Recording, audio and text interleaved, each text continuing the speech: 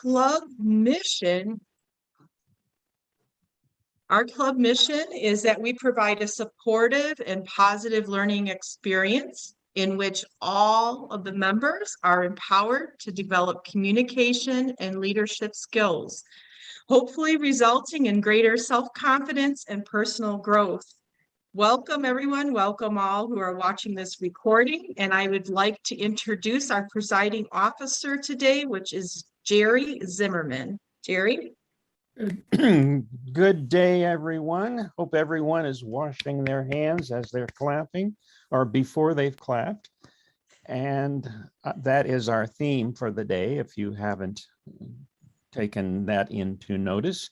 And we like to introduce as our language facilitator right up front so that everyone can jot down the word and make a valiant attempt to utilize it. And I am your language facilitator this morning. And our word is mitigate. Mitigate means to ease or to lessen. So by washing our hands, we mitigate the spread of germs in our environment.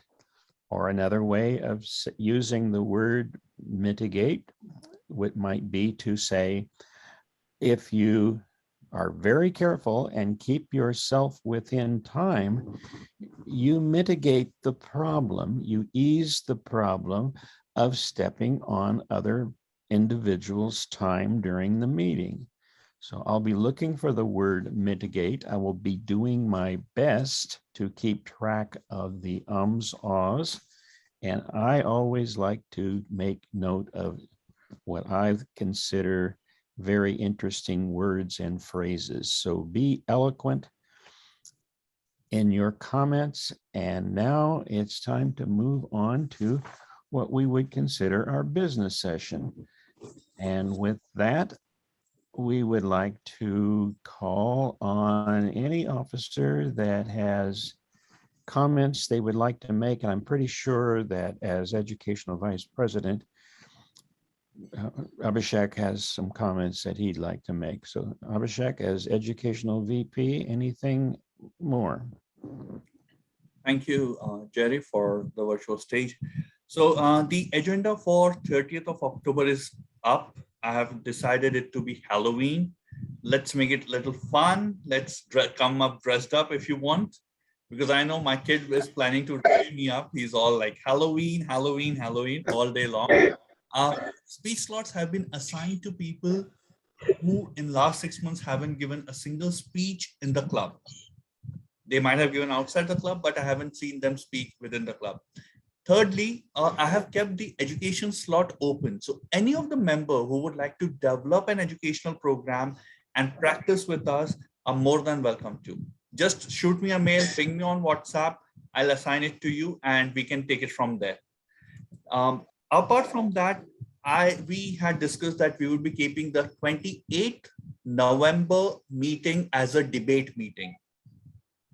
So I'll be circulating a Google form link post meeting because currently we are only, I think, 11 of us, and on the roster we are 17, I'm sorry, 17, 18 people. So please submit your ideas, what you would like to have as a debate. What would be the topic or a general idea that you would like to have as a debate? Please circulate that and try to send it by next Saturday so that we can take it forward. End of the meeting, I request everyone to answer a Zoom poll on the format of the meeting. Would you like to have 3 meetings of 5 to 7 minutes each, one-on-one, or would you like to have 2-on-2 meetings, like a team of 2 people on either side? Or would you like to go for a 3-on-3 full-fledged 20-minute break debate, wherein you draw out your swords and shields and you make sure that the other side is lost? Please vote on that and let us know. Apart from that, a mentor-mentee mail has been sent out to all. Patricia, if you haven't received it, let me know. I'll resend it to you. Please fill up and let me know. Would you like to be a mentee in the club or would you like to mentor someone in the club? And we will take it from there. I have received few nominations. Thank you for nominating it, and I would request others to also to do it.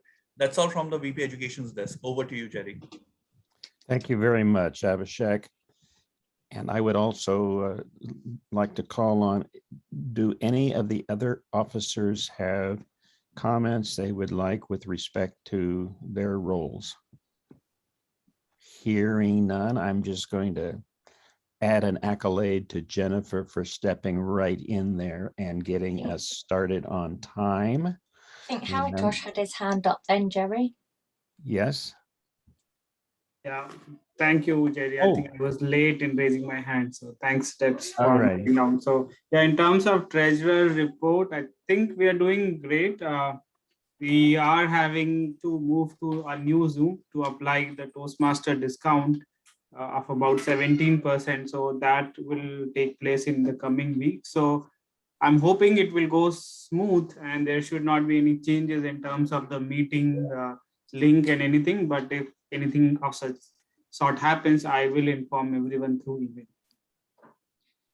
excellent. Well, that's an important point, and we're glad both for the membership and certainly that our Zoom account is more under our direct control. And I was finishing off my comments of, again, complimenting Jennifer, but reminding everyone to mitigate your excessive use of time today. Remember, do your best to stay within the time constraints. As will be pointed out later, our timer will be helping us with that. And now I would like to pass control of the meeting on to a gentleman who has graciously agreed to step in and be our Toastmaster this morning. Would you please welcome Mark Walton? Give him a virtual or audible hand. Thank you, Jerry. Fellow Toastmasters, it is good to see you all again this morning. This is National Hand Washing Day. And as Jerry mentioned, we can mitigate the spread of disease by washing our hands. But if you stop and think about it, washing is also part of the theme of the day. And we can mitigate the global water shortage by only washing one hand. Think of the water that we'll save. It will be wonderful. Oh, I know there's no global water shortage. I keep forgetting that. Hopefully you all won't. So much for that. At this point, I will turn the meeting back over to nobody other than, hey, it's Jerry Zimmerman, our general evaluator. Oh my gosh, the man of the day. Yes, I am your general evaluator today. I will be paying particular attention to how well we mitigate any confusion in our meeting today, that we move smoothly. We have had a few changes. Our evaluator assignments today are that the first evaluator that will be helping Abhishek will be Jan Gudaitis. Francine Mbach is also stepping in, and did I catch correctly? No, Kit left. Is that correct? So let me see. Jennifer, what other role do you have today? I'm skimming down quickly through my. I have the even numbered table topics. Could you, since you represent a different I'm going to ask you to also please provide some evaluative feedback on Abhishek's presentation. Would you be able to do that, please? All right. And when we get to the point of our odd and even table topics evaluations, our even numbered will be Jennifer, as you just indicated, and our odd numbered evaluator will be Francine. You have just been nominated. Is that okay with you? Abhishek's speech? Yes, you're doing Abhishek's speech, but also the odd numbered table topics evaluations. Okay. Is that all right? It's okay. Excellent. Thank you very much for your helpfulness. That takes care of the general evaluators report. I'll summarize my comments at the end of the meeting and back to the Toastmaster. Thank you, Jerry. Debs, you're our timer. Tell us about that. Indeed, I am. Thank you very much, Mark. I will be keeping us to time throughout the meeting. And these are the colours I will show. This is my green, this is my amber, and this is my red. Also, Jerry has particularly asked me during the warm-up to make sure that we stick to no more than a minute. Therefore, I will be putting on the yellow at 30 seconds and the red at a minute during the warm-up. So do make sure you wrap up quickly. Thank you. Back to you, Mr. Toastmaster. Thanks, Debs. We'll keep you pinned in our hearts and our screen. Do we have a joke today? Oh, Kit had some jokes. Let me just go and grab them from him. You say that in the past tense. Jenna, Yeah, he's Tricia. not here, is he? I have prepared something Oh. for you. Oh, great. Oh, okay. Okay. So life is no longer about finding yourself. Now it's about washing yourself. Washing your hands, that is. And I want to give you the reasons why you need to wash yourself. I mean, your hands. Number one, because your mom told you to. Duh. Number two, because everyone in the restroom is watching. And it's just really gross if you don't. Number three, you know where you've been. And only you can stop the zombie apocalypse. Number four, a wise man always washes his hands, but an even wiser man doesn't pee on them in the first place. And this is why my favorite employee sign in the bathroom is this, says this. Employees must wash their hands, even if they're 99% sure they did not pee on them. And you should too, even though I'm not your mother. And if an employee is not available, wash your own hands. Life is short. Mitigate your circumstances and wash your hands. Back to you, Mr. Toastmaster. Thank you, Patty. I might add, you never know where your hands have been. With that, we'll move right into our warm-up presentation, one of my favorite parts, apart from the dogs barking in the background. And for that, we have Alan Schmidt. Alan. Thank you, Mark. We want to mitigate our hesitancy in speaking, so we'll start with these warm-up questions. Francine, I'm a tourist. What should I experience in your country which you name? Welcome to Cameroon. If you happen to come to Cameroon, I would like you to go to one of the outskirts of the main city, where you will enjoy grilled meat, beef meat.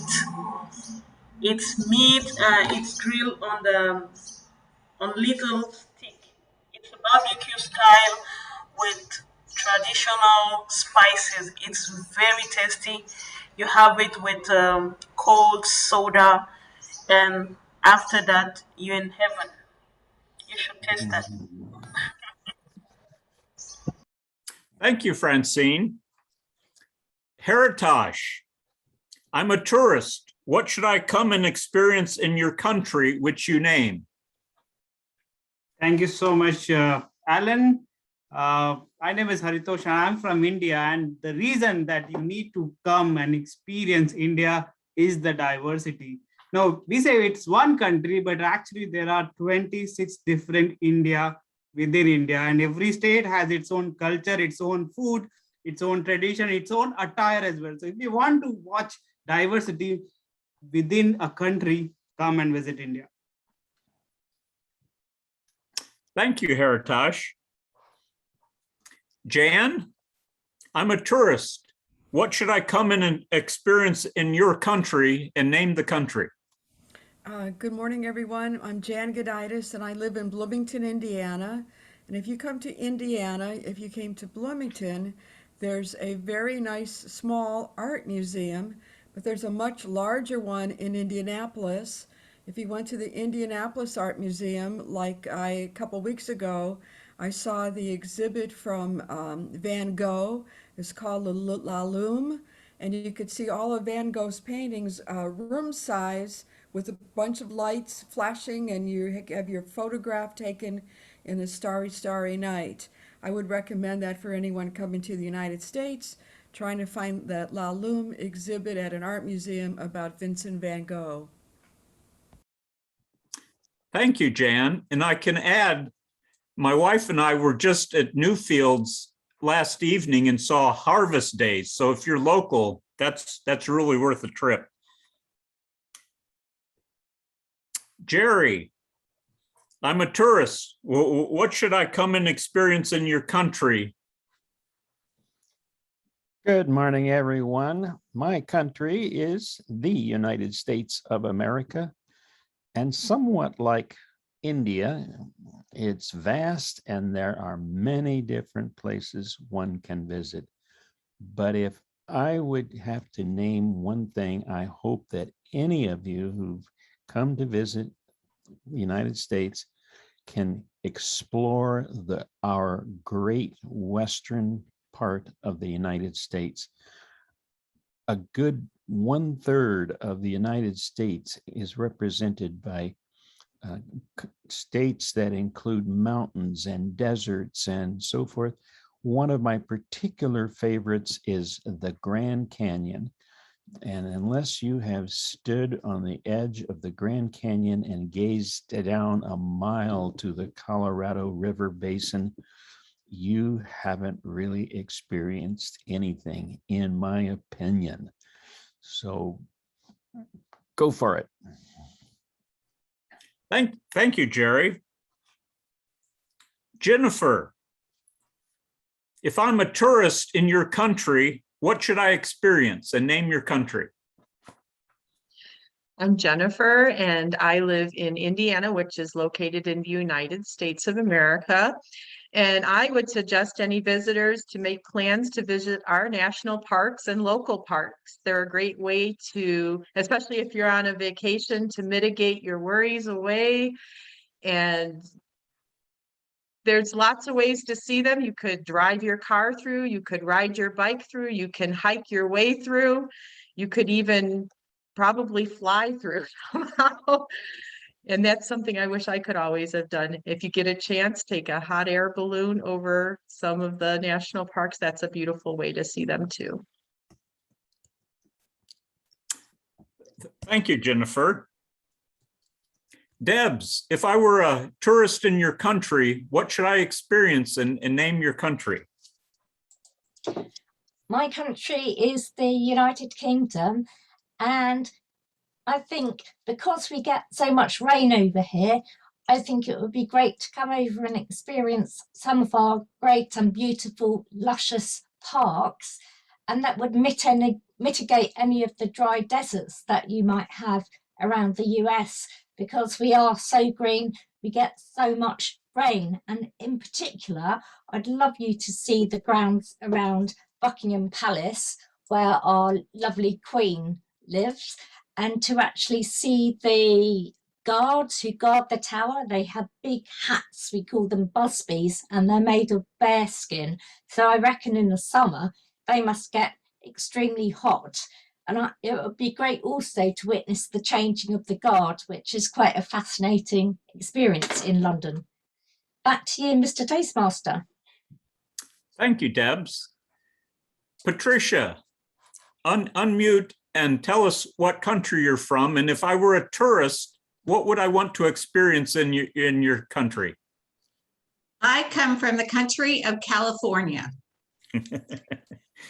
And if you were to come to my country, you would want to visit Hollywood, of course. You would want to go to the star walk and see if you can step between each of the stars. And you would want to eat, eat, eat, eat, eat. There are so many great restaurants in Los Angeles. And then when you're done, you need to go to San Francisco. And then when you're done, you need to go to the Redwoods. And then when you're done, oh, you need more than a week, more than a month, more than a year. There's just so much to see. Back to you, Alan. Thank you, Patricia. Paul, tell us about your country. If I were a tourist, what would I want to experience there? Thank you, Alan.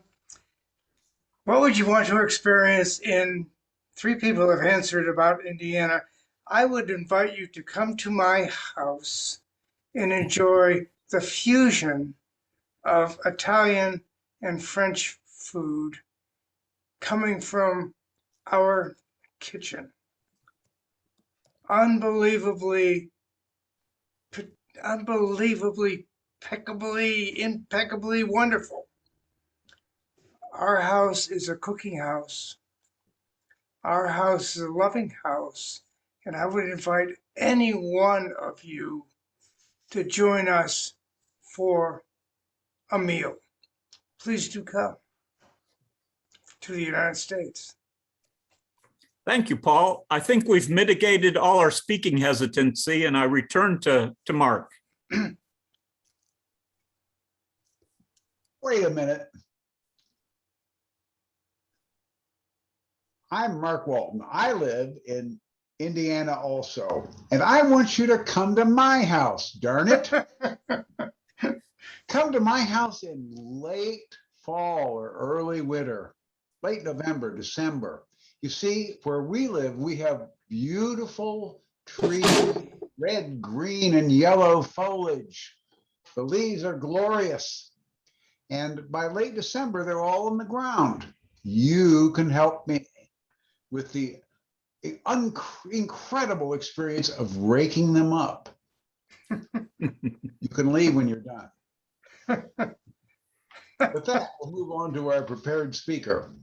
That was cute. Today, we have our president and an area director and an accomplished speaker, Abhishek Dora. I can say that one, except when I'm trying, Duraj, who's going to give us a speech titled, I lost it, but it was here, Leadership. I've lost it, but he's going to give us a speech about leadership. And my understanding is this is one he's going to give at a presentation later. He wants to trial run it with us. This is terrific. This is what we're for. With no further introduction, I'll turn it over to Abhishek. Thank you, Mark. Everyone, please let me know if you're able to see my screen. Yes. Can anybody tell me who he is? Oh, Nelson Mandela. Nelson Mandela, perfect. Who is she? Queen Elizabeth. Elizabeth. Queen Elizabeth. Great. Clinton. This somber looking guy. Clinton. President Kennedy. Great, Oh. great. So 3 leaders who achieved a lot in their lives. And we recognize everyone. So are they the leaders? I want you to hold on to that. Could somebody recognize her? I doubt it. She is Salumala Thamaki. She belongs to the southern state of Tamil Nadu in India, wherein she planted 80,000 trees over the course of 80 years. At the age of 106, she was awarded the 4th highest civilian award of Padma Shri by the President of India, President Ram Nath Kovind. Just a query, and I want you to answer quick. Do you have to be a certain age to be a leader? Yes or a no? Virtual thumbs up. No. No, No. I think I'm in a very august assembly because this guy was just 21 and a half when, during the 1970 Indo-Pakistan War, he achieved the highest award given to a military personnel in the country, the Paramveer Chakra.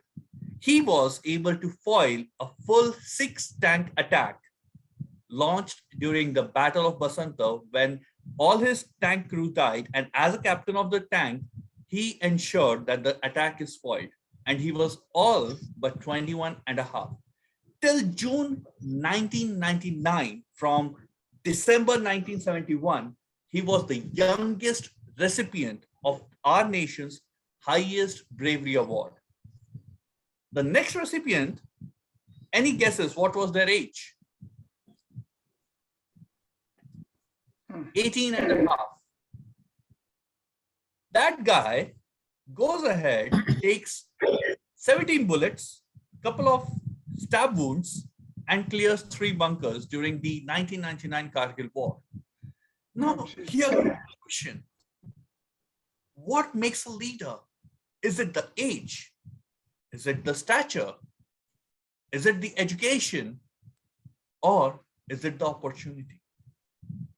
We have all come across, I showed you the picture of Nelson Mandela. I'm very sketchy on his education background, but he came from normal bearing. We saw Queen Elizabeth. I personally believe she has philosopher's stone and she's going to live to eternity. But she's been the longest reigning monarch. But even before that, she's leading through earned respect. She got something because her father became king. President Kennedy, I believe, except Jerry, Mark, Alan, and Jan, nobody saw him rule. I'm considering everyone young. And sorry, guys, you are older. Can't help it. Still, there was something about him. We all look up to it. Forget about his assassination and violation. What was it? He had a disastrous Bay of Pig, yet people look up to him. He was instrumental in getting man on the moon, giving NASA all heads up. Go ahead, go full steam. So who is a leader? What makes a leader? And that is the question, ladies and gentlemen, I would like to answer today. Because I showed you about a lady who, at the age of 106, when most people hang their boots long ago, kept on planting trees. At the age of 21 and a half, when people are yet to find their bearings, a young lad, 6 months out of the academy, foiled a bridgehead attack to ensure that his nation doesn't lose the hard-earned lead they had in the war.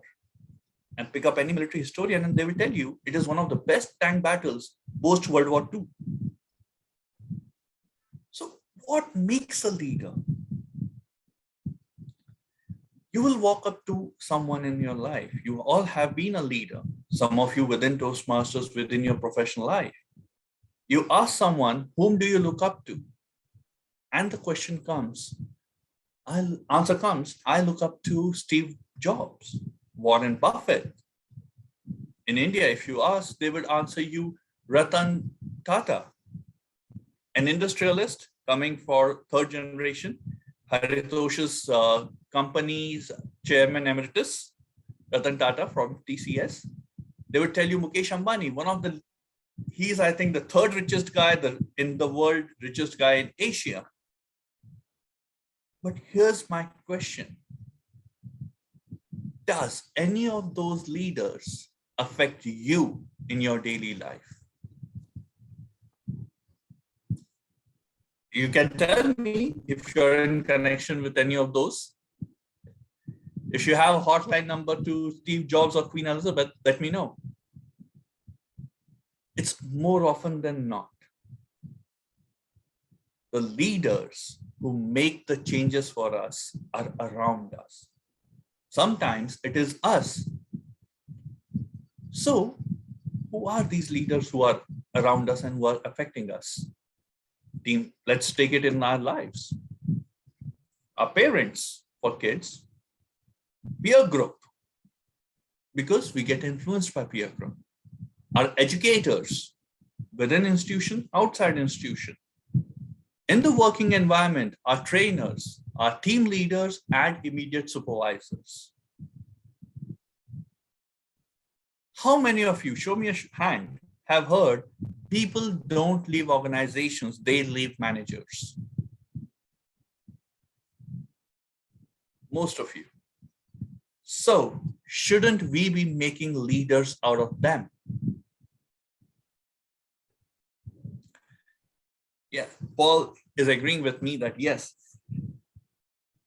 So as I said, leaders come out of position, leaders come out of birth, leaders come out of earned respect. How do they cement their position? Leaders cement their position as a leader when they handle the success. Dr. APJ Abdul Kalam, Awwal Pakir Jainul Abidin Kalam, the president of India, the people's president, as we called him, and more people look up to him. He was instrumental in making India a missile nation. He's known as the missile man. Once said, he lost something. So when the program failed, he went in front of the press and said, "I'm sorry, I failed the nation and we could not launch the rocket today." 6 months later, the rocket gets launched. The satellite is successfully placed in its orbit. The teammate goes, "Dr. Kalam, would you like to go ahead and address the public and the press?" He says, no, it's your success, go ahead. Because he took the failure on him, but the success was given to a team. We saw a similar action when the India's moon mission, Chandrayaan-1 failed. The then director of Indian Space Research Organization broke down in front of everyone, in front of live media, and then came in front of the TV cameras and said, "I'm sorry, I failed you." That's what cements a leader, in my opinion. And lastly, how they handle the people. We all agreed that people don't leave organization, they leave the managers. And more often than not, even I have left. I left a very cushy job because my manager would make my life hell even if I was late 2 minutes from a break. Imagine, Microsoft, vendor, direct pay, great sales initiatives, incentives, and yet I quit. So what are the hallmarks of a leader? Hallmarks of a great leader is communication. Do you agree? Leading the people from the front and letting them walk in the front when the time is right. Now, the question comes, where do you build all these qualities into an individual? If I have to go ahead and give my top of the mind answer, I'll say National Defense Academy in case of India, the institute where 18-year young lads are trained into military officers. For America, they would say West Point. I've seen too many movies, so I know West Point. For UK, I'll say Sandhurst, because many earlier days Indian journals were trained out of Sandhurst in UK. But what is the percentage of military men? For Tata, they have something called as Tata Administrative Service, TAS, wherein they teach people on how to be a good administrator and leader. But in a country of 1.39 billion, when hopefully by 22 we'll be 1.4, and in a world of 7.5 billion people, you surely cannot have that many military officers. We already have too many guns and wars. We are looking for a peaceful world. Where do you train them? Before I answer that question, let us look into the qualities that a leader requires. I personally believe in a statement. Now, it's not in a logical question. You don't have to go and take out your SAT papers. Just give me a show of hands. Communicators are not always leaders.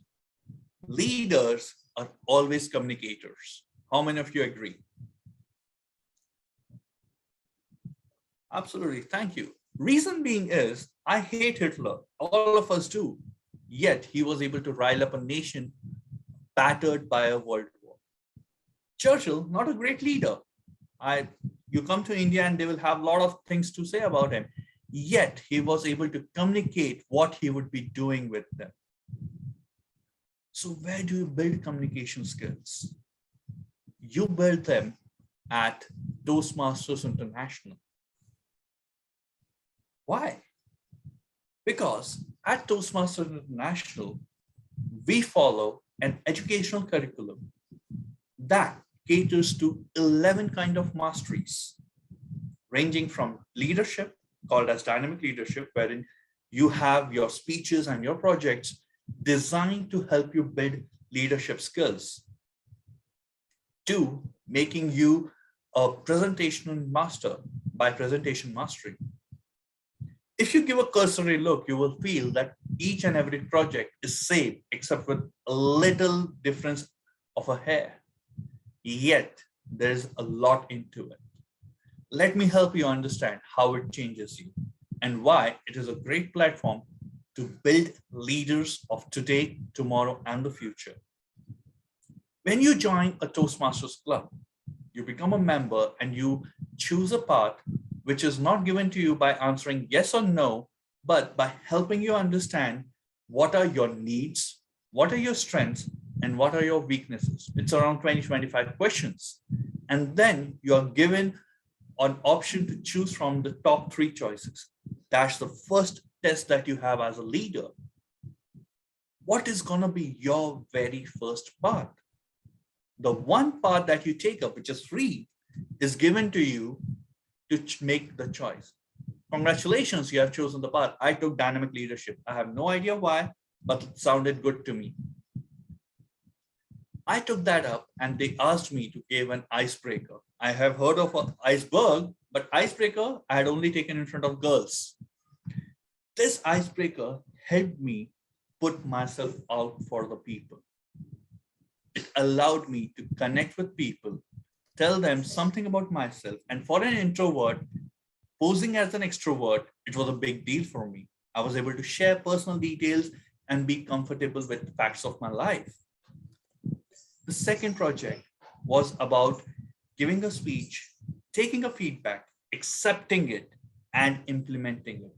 Leaders have to accept that, yes, they lack something. Third was researching. Many of us not, especially our politicians across the globe, I have no idea where do they shoot from, but they do shoot from places wherein they are shooting everywhere and the facts are lost into the globe. They tell you how to research a speech and how to present it in a manner that it is acceptable and it is fact-driven. That completes your level 1.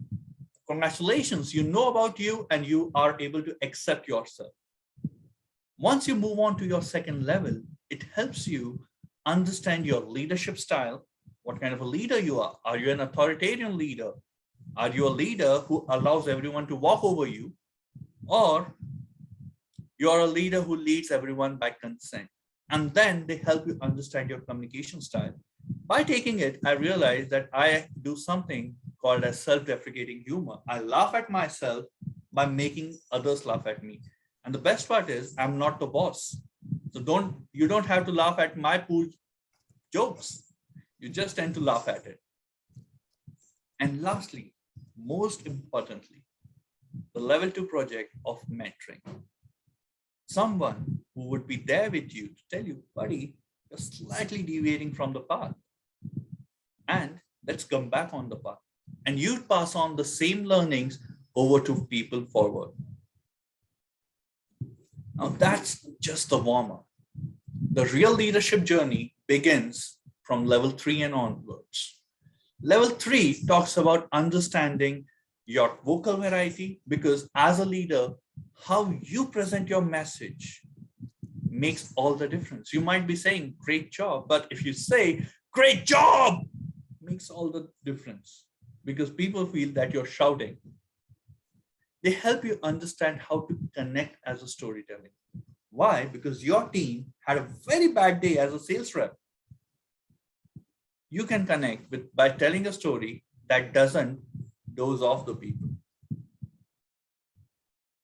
These are the projects that help you develop minor skills that on a whole become a major skill for you. The fourth level talks about doing projects within your community or within Toastmasters that actually help you understand your leadership style. For example, I did the project within this club of managing a difficult audience. More often than not, we have seen teachers, and I'm sorry, educators, I don't have anything against you, but more often than not, we have seen educators lose it when there is a rowdy class. And I have been, in India, we call it the B section. I have been a through and through B section guy. We more often than not make all the ruckus and we lose it. And the final is about leading in an ethical manner, leading your voluntary organizations. So how do all these things make you a better leader, and why Toastmasters is Toastmaster International, where leaders are made? It's because when you do all these things, you learn how to earn respect in a non-coercive manner, how to influence without having any real authority. Because even as a club growth director, as a district PR manager, even as an area director, we really don't have any real authority on the clubs. And yet we are striving to become Smedley Distinguished at the end of the year. I'm striving to become President Distinguished Area Director. How would I go ahead and influence someone? Because there would be people with their own aspirations running in it. I would learn how to go ahead and assimilate everyone to a singular goal, which in turn results in everyone achieving their own individual goals. So ladies and gentlemen, that is the reason why Toastmasters International is the place where leaders are made. You don't have to walk up to every military academy, go through their rigorous physical, psychoanalysis, and written test. All you have to do is go on www.toastmasters.org, click on Find a Club button, and put the name of your city. Walk up to the nearest Toastmasters club, where we provide a positive and a supportive environment to help you become a leader that communicates. Thank you. Over to you, Toastmaster of the Day. Thank you, Abhishek. And as you told us right during your speech, great job. I shouted that. Timer, would you give us a report, please? I certainly can. Thank you for that wonderful speech, Abhishek. It came in at an unmitigated 20 minutes and 1 second. Thank you, Debs. Now, we're going to turn over to my favorite part of every meeting, the impromptu session, where we as Toastmasters, as Paul will tell us, I hope, will use our Toastmaster skill on impromptu speeches. Paul Richards, what have you got for us?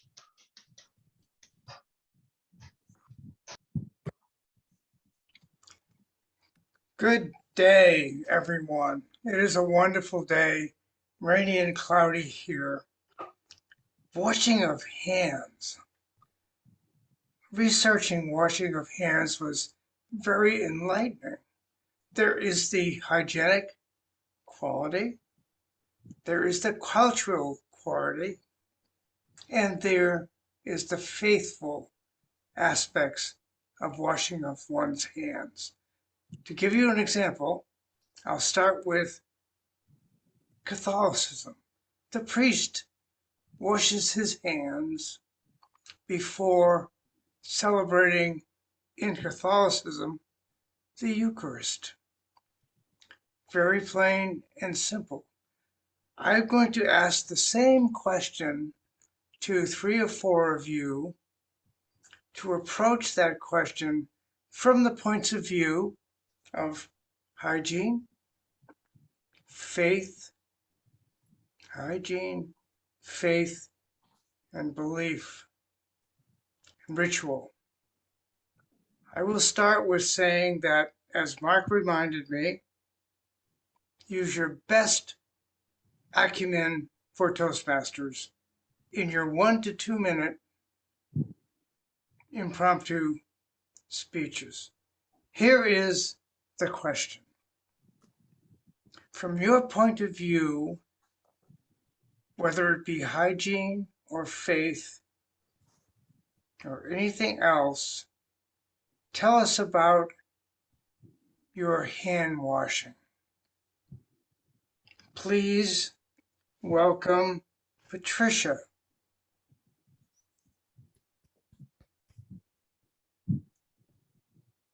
Patricia, where are you? Thank you, Mr. Table Topics Master, fellow Toastmasters. I would like to share with you about my personal hand washing. I actually agree with Mark Walton that you should only wash one. And the reason for that is we need to develop our immune system. So keep one hand dirty, the other one clean. You can get your germs to build up your immune system and then wash them off with the other hand. Thank you, Patricia.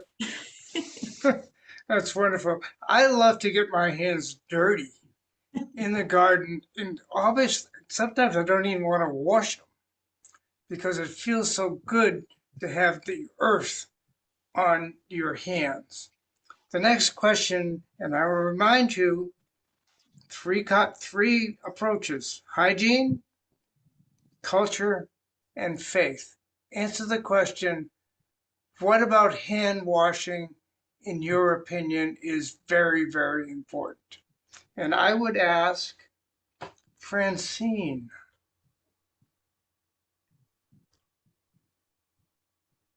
Francine, are you there?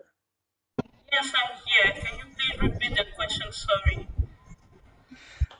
From your point of view about hand washing, what is it about hygiene or culture or faith that is most important to you? Thank you for the question, Paul. Personally, hand washing for me is firstly about hygiene. The hands is a part of the body that we use the most throughout the day. We use our hands to touch our faces, just like Abhishek is doing now. We use our hands to eat. We use our hands to write, to touch things. So we are spreading germs all around us on our body, on people throughout the day. So for me, the primary objective of washing hands is avoiding the spread of germs and mitigating the contamination of diseases. So for me, it's first about hygiene. Thank you. Back to you. Thank you, Francine. And now we have a guest. Welcome, Raghav. How do you pronounce that, please? Who has left the meeting? He had to go due to some. Oh, I am so okay. I missed that. Debs, from your point of view, either hygiene, your culture, or your faith, what is important to you about washing hands?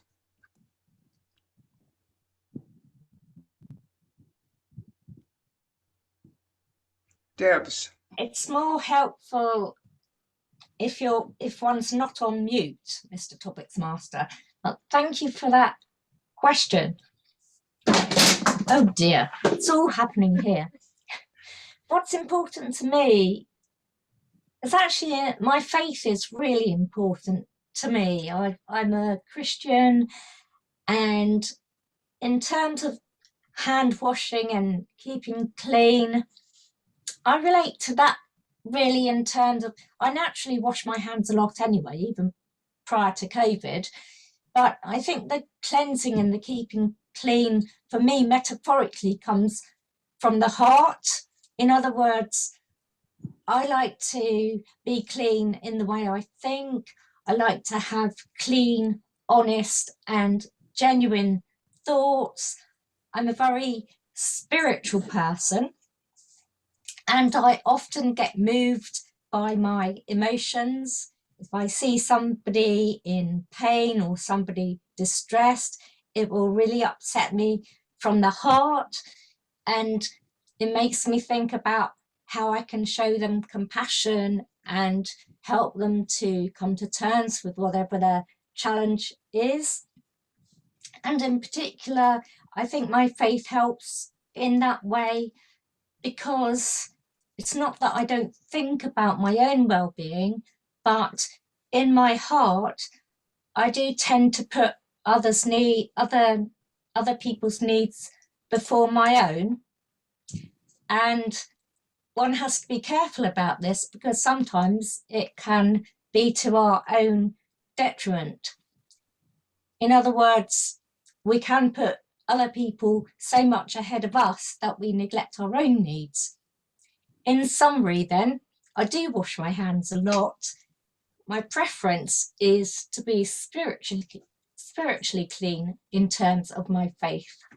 Thank you very much, Mr. Topics Master. Thank you very much, Debs. That was enlightening indeed. Until a few days ago, I did not even know there was an International Hand Washing Day, which required, of course, a little speculation and a little research. And you all have approached this from different angles, and I really, really enjoy that. Now let's have the times for our speakers. Do we have enough time for another person? Yes, leave one more, Paul. Okay, thank you. Same question. From your point of view, either from hygiene or culture or faith, what is important to you about washing hands? And I would call on, well, Jerry, because you're on my screen. Oh, and you haven't used the word mitigate yet. You are mitigating my speech right now. All right. Culture, faith, cleanliness, obviously they all apply. Thank you and greetings, fellow Toastmasters. I never thought of hand washing from the perspective of faith. And that's an interesting concept. I wish I could, that's something I'm going to have to spend some time with. I'm going to switch myself to culture. I was intrigued by both Mark's and Patty's comment about washing only one hand. The idea that we could save water and so forth, and is good. That was Mark's point. Patty brought up the point of that there is an effect of having a few germs around in our lives is probably a good idea. And then it occurred to me, washing one hand, if two people are involved doing it at the same time, could also be a great way to build communication between individuals. How personal can you get if two of you would intentionally each runs a hand under the water. We apply a little soap. We massage our hands. That actually could be a good. That could be a good approach, not only for building community, but I don't know, maybe young people could use that as a way of warming things up on a first date too. Regardless, I like the concept. I think more time has to be spent on the cultural aspect. Back to you. Thank you, Jerry. I'm about to go ask my wife to wash hands with me. I'm going to check on that. Very good. The timers report, please, on the table topics speeches. Thank you, Mr. Topics Master. Firstly, we had Patty on hand washing, and I think she was not quite finished when you actually cut in on her. That she was taking a pause, and that happened at 48 seconds. Next, we had Francine, who was 55 seconds. I was third at 2 minutes. And finally, we had Jerry, who was 2 minutes and 14 seconds. Back to you, Mr. Toastmaster. Thank you, Debs. Now I would ask you to vote for the best impromptu speaker. And I am done with the Topics Master role. Thank you all. And please do, if you get a chance, come to a meal at our home. That would be wonderful. All will take you up on your invitation and we'll wash at least one of our hands before we come. That would be a cultural thing. No, hygiene. No, faith. No, I'm going to go back to cultural. What do you guys think? I'd like to introduce our evaluators now. My current understanding is that Francine, you were evaluating the odds, impromptus. And Jennifer doing the even. Mark, do we want to have the polls now? Sorry, I was a little late in setting it up. If we have the ballot, we should put it up, but I haven't seen the link. Ah, there it is.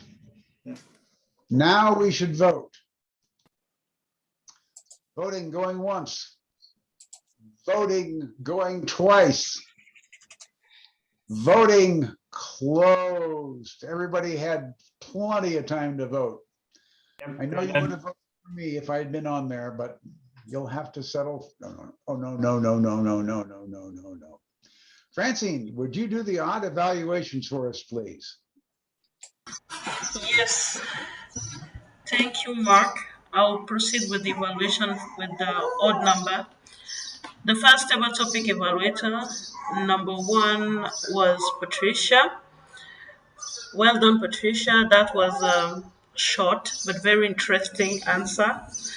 I noticed that you made very good use of gestures. I liked how you used your hand. I also like the fact that you used a bit of humor. And I like the fact that you referred to the perspective of Mark. It's a good way to acknowledge contribution for someone else, and it's a good way to engage the audience and to get buy-in from to use to bounce back on what they've said. So I like that about your intervention, even if it was short. So well done. The next speaker was table topics number 3, and it was Debs, our timer. She used her time very well. I especially like the structure of her table topic speech. It was a very nice structure. She started by making a point, then she explained a point with a lot of illustration that helped us to understand the point she was making. And then she concluded by summarizing. So I really like the structure she used, and she expounded in a very good time She stayed within the allotted time and she expounded very well on her point. And I like the fact that she chose another perspective, a perspective different from the perspective that has already been used. That's it on my end for the all speeches. Over to you, Jerry. Thank you, Francine. We'll So, go to Jennifer now, and of course, I have messed up the agenda. We'll do Abhishek's evaluations directly, but while we're here, Jennifer. Fellow Toastmasters, since we had a speech about leadership this morning, I did want to point out something that I noticed during our table topics, which was the addressing of the table topics master. A lot of us start out a lot of times saying thank you, but we have something to say as Toastmasters and leaders. So you really, to address somebody, you might want to just say table topics master, fellow Toastmasters. You don't have to really say sorry or thank you throughout your responses, or even back to you. I heard today in Jerry's response. Just turn it back over just by either acknowledging the Toastmaster or the table topics master by name or another Toastmaster. Just a suggestion of what I noticed.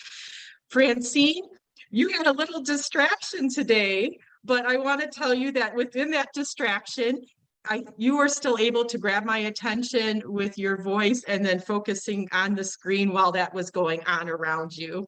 So that was done well. You might just want to perhaps use a little bit more gesture as far as grabbing attention away, or lean in to grab my attention away to what was happening to you also. That's just an opportunity for you. And then Jerry, you repeated the question when you came in, which showed me that you were listening, you knew where to go in. You were following some of your thoughts. And when we do that, or I know when I do that, I tend to look away. You could lean in a little bit just to keep your audience connected with you as you explore that thought. But you did a great job for me illustrating the hand washing. Out of all the responses, you were the one who went ahead and illustrated it. And I just encourage you to just kind of within those thought processes, keep engaged with the audience as much as possible. And then you did end well by summarizing at the end of your response. Thank you, Toastmaster? Jennifer. Mm-hmm. I will now mitigate my earlier mistake in the schedule by calling on Jan as our first evaluator for Abhishek. Thank you, Mr. Toastmasters and fellow Toastmasters. I really enjoyed your speech, Abhishek. It was very, very, very detailed. To mitigate disorganization, you had a very well organized speech. And I liked the beginning very much, the photos you used, and you kept engaging us by asking us questions to get us involved. We all, I think almost everybody knew who those 3 photos were of famous leaders, but then you took us to less famous people in India. What they did, we didn't know who they were or what they did, but you went from very famous to less famous, but just as meaningful in what their leadership skills were. Also, I like the fact that you brought in the motto, the Toastmasters motto at the end, where leaders are made. And your rhetorical questions were very good. Sometimes this is something you might want to work on. Sometimes when you would be talking for a while, you'd have like the third thing. And the third thing for me wasn't almost as clear as the first 2. You lowered your voice a little, and I didn't always understand all the words in the third thing sometimes. And when you used Indian words like the battle and Indian battle and the name of the institute, I would say those things twice and more slowly. I don't think you need to have a graphic, but it was words in places that I was totally unfamiliar with. I would suggest that you do that. To challenge yourself in the speech, I would do a stronger ending. You ended with the Toastmasters website, which was very good to include, but you ended at 20 minutes and your keynote speech could go to 22. So you have 2 minutes now to work on a solid ending. I like the fact that you gave us at the beginning that leadership doesn't depend on age or stature, or you asked us, does it depend on age, stature, or background, and opportunity? So I thought maybe you could take something like that from the beginning and summarize it at the end. Now I've shown you that age isn't important. You need to mention stature. It doesn't matter whether you're tall or short. And I would include in there, you said you were an introvert. Doesn't matter whether or not you're an introvert or an extrovert. You can still be an introvert and still be a good leader. You just have to step up and do those things. And do you need to have an opportunity, or do you have to just be motivated to step up and make the opportunity happen? So I don't know, I would try to make that a stronger ending using those points that you had at the beginning. But I thought it was a very strong and interesting speech, and it kept my interest throughout the whole thing. Clarity, on the back of the sheet, that gave you a 4 because there were just some words I didn't understand. You had good vocal variety, but I could say you could do more. And then the other thing, you use hand gestures, but maybe you could have just used them a little bit more. I don't know, but it was wonderful. My time is up. Thank you. Thank you, Jan. Back to the Toastmaster. Thank you, Jan. I will continue my mitigation of my earlier error by calling on Francine for her evaluation. Thank you very much, Mark. Abhishek, congratulations for a very well delivered speech. Not only well delivered, but also well prepared, well structured, very well constructed. Well done. You caught my attention from the beginning till the end. I was even surprised that you spent 20 minutes. I thought it was less. So you managed your time very well. Congratulations. And I noticed that throughout the speech, you disseminated a lot of thought-provoking quotes to the audience. That was well done. It was engaging. It kept us connected to you, to your speech, and I really appreciated that on your about your speech. One of the things I've noticed is that I want to make a comment on your title. Your title is Where Are Leaders Made? And I noticed that from the inception of your speech, you brought a lot of examples on great leaders. We all know Mandela, leaders from India. Then you mentioned leader from day-to-day life. So you spent 3/4 of your speech expounding on those great leaders. We know internationally some Indian leaders, and it's only toward the end that you brought up the Toastmaster method. And this is when only that I made the linkage with your title. So at some point, I was wondering, was the point of your speech for us to make us realize that leaders are not only those great people we know, but people from our day-to-day life, but or is it for you to show us how the Toastmaster method can make us a leader? So at the end of the speech, that was the two questions I had because you spent a great portion of your speech expounding on these great leaders that are around us, but we do not see. Then you describe the Toastmasters. So I think that if your point was mostly on the second part of your speech, you could have reduced the first part of your speech where you were talking about all those great leaders. And another thing that you made and that helped me to stay focused on the point you wanted to make is the fact that you were repeating and almost hammering the question that what makes a leader? What makes a leader? That was very well done. It reminded me continuously of what you were bringing us toward the end. But all in all, I think you made a great job at delivering this long speech. You managed your time very well, and I really like that. Well done. I hope my comments are helpful. Over to you, Mark. Thank you, Francine. I will continue in my unabashed race for the mitigate trophy, and in my mitigation of my earlier error by calling on Jennifer for her evaluation.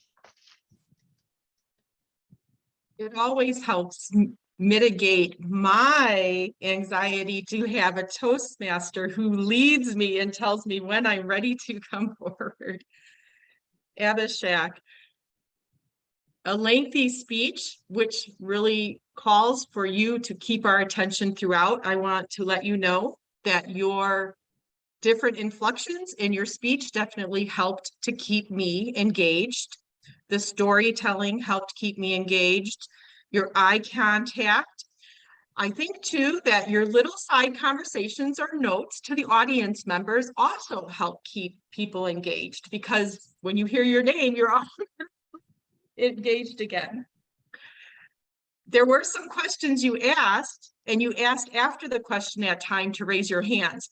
So then I listened what I heard about raising your hand. And there was one question when you said, raise your hand, and then ask the question. And I was able to answer at that time because I was paying a little bit more attention. I don't know if that helped anyone else, but perhaps if you are asking for audience engagement, let them know beforehand what you're going to look for and then ask the question. And I know for me that helped me. I want to provide you with some opportunities for this particular speech, or if you're using any of these formats in another one. If you are providing an online speech and you're using photos, you might want to consider making those photos unison. And the format that you use might not allow you to do that. So you might want to consider how you would do that in the future. Francine commented on how you were using your question about where leaders are made and then what a leader is. And I might suggest that if both of those are valuable to you, and I believe that your drawing was valuable, you might want to consider weaving some of those stories in and out of the content, because the first part seemed very storytelling-like, very engaging, and then you got into more business-like material. So perhaps that maybe weaving might help a little bit. And for different personalities, that might also keep them engaged. And I'm referring to a lot of engagement because when I asked Abhishek, he said, how do I connect with a larger audience? So I just wanted to address a lot of those. You used finally a lot after each thing, and you might want to consider maybe using finally once when you're really at the end of your speech, because for me personally, when I hear that word, I'm kind of ready for that ending part. I can't right now think of any other words, but are other words that you can use to help get through those points you want to make in between each one. The story vignettes that you used throughout were wonderful. Again, just kind of how would you bring that throughout? And then the other thing I might just suggest for you is I'm sorry, I'm going over on time. I'll send you some more information. Thank you for your speech today. Thank you, Jennifer.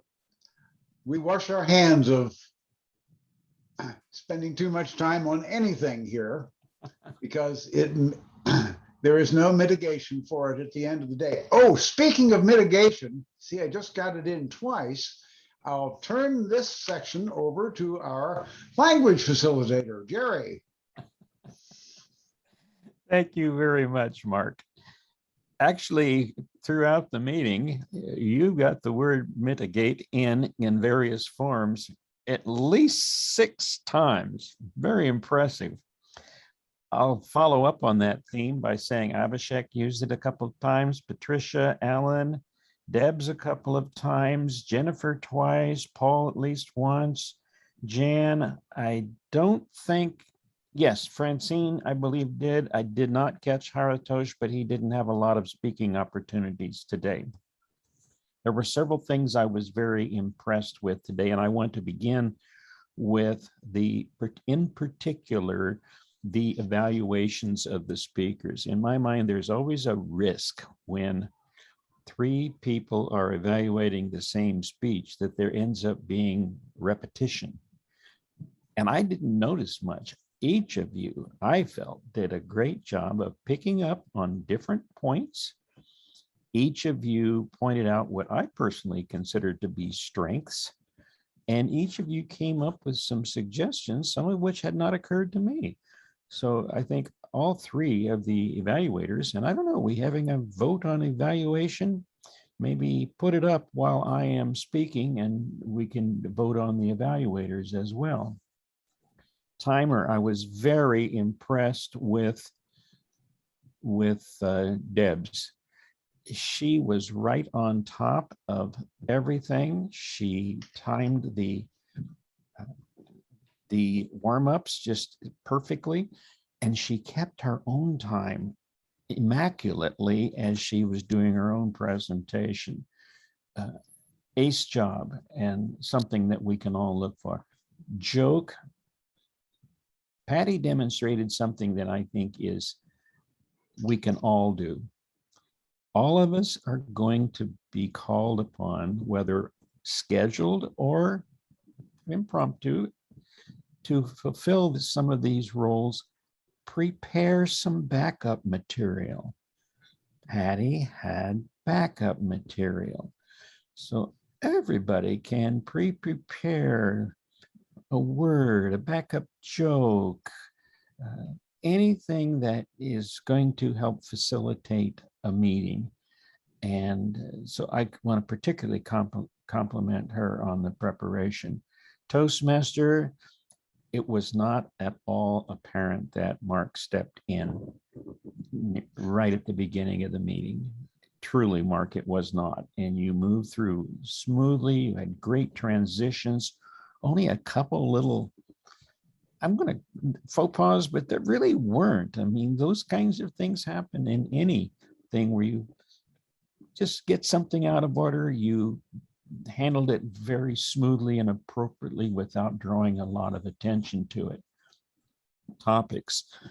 Paul, I was very impressed with your topic, and I'm not going to mitigate my time here because there's several good things. Very impressed with your topic. You were very clear. You were very direct. Back to the warm-up. I really liked, Alan, the way that you reminded each person to name their country so that we had it in our minds what we were doing. I have a couple of things that we maybe slip on, and this is not just us. I heard something like, what have you, excuse me, oh dang, I slipped my, we've got 3 approaches. We don't need the got. We have 3 approaches. Also, there,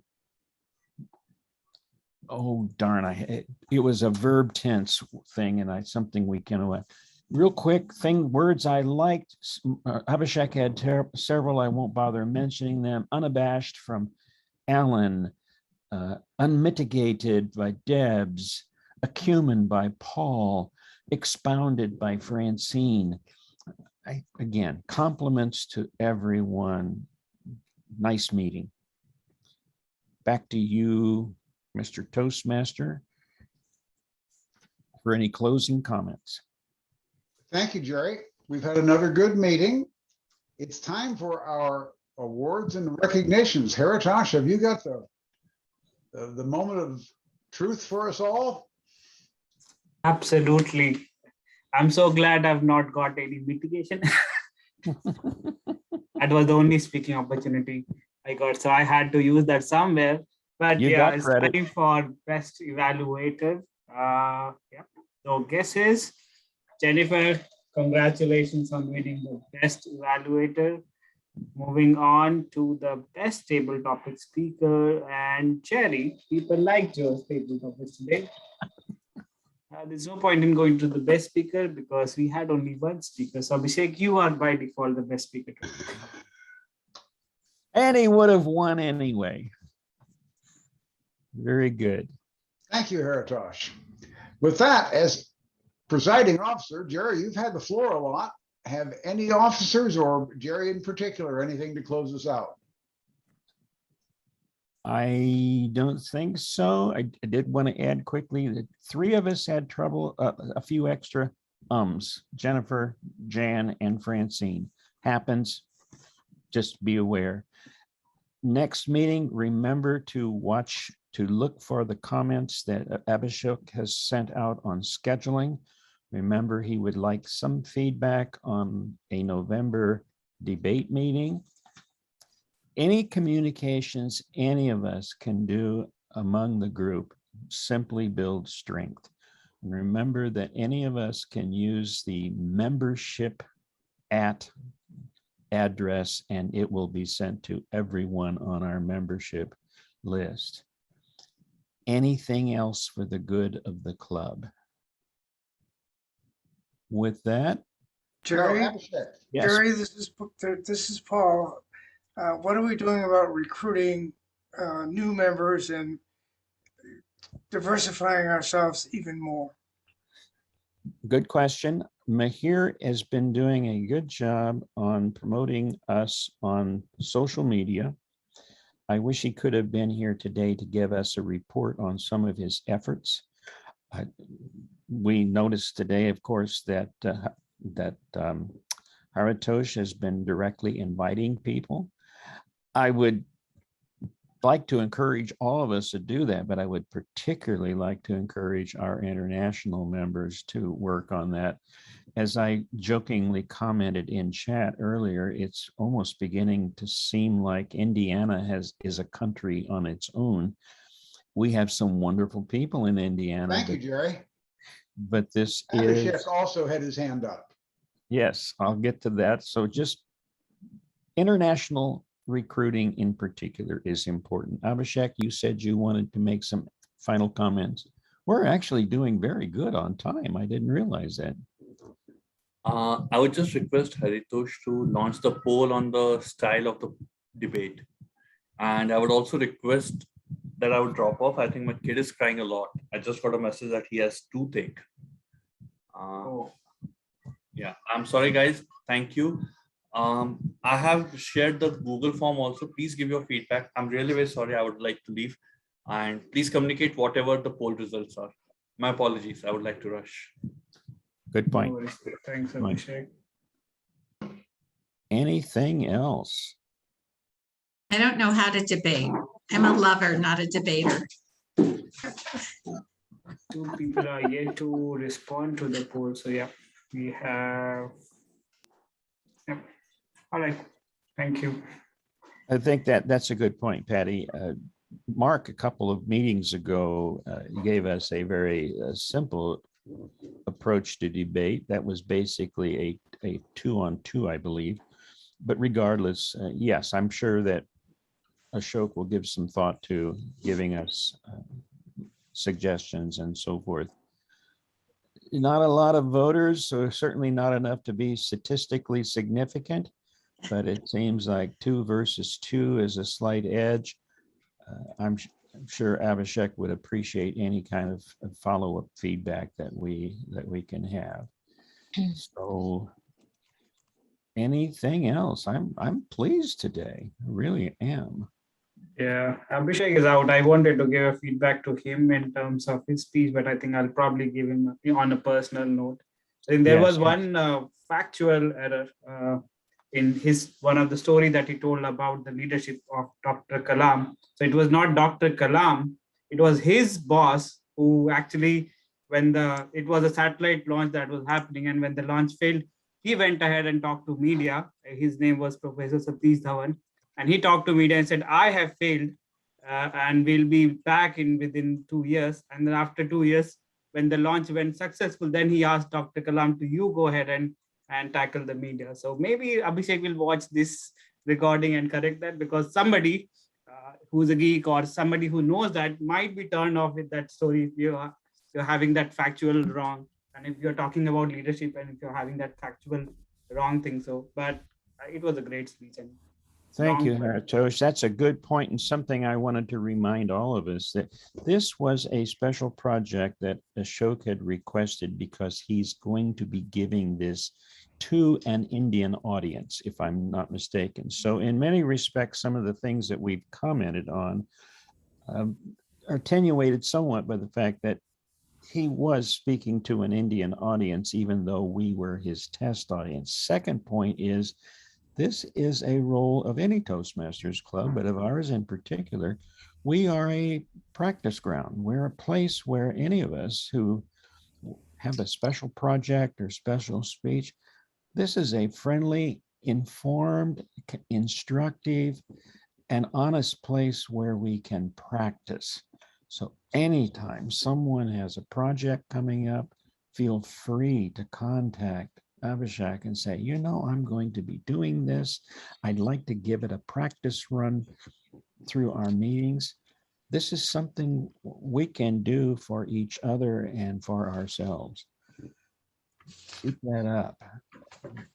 Anything else? Guys, I gotta go. Another meeting. Thanks so much. Bye, Mark. Understand? Anybody can stick around for a while and chat, that'd be great.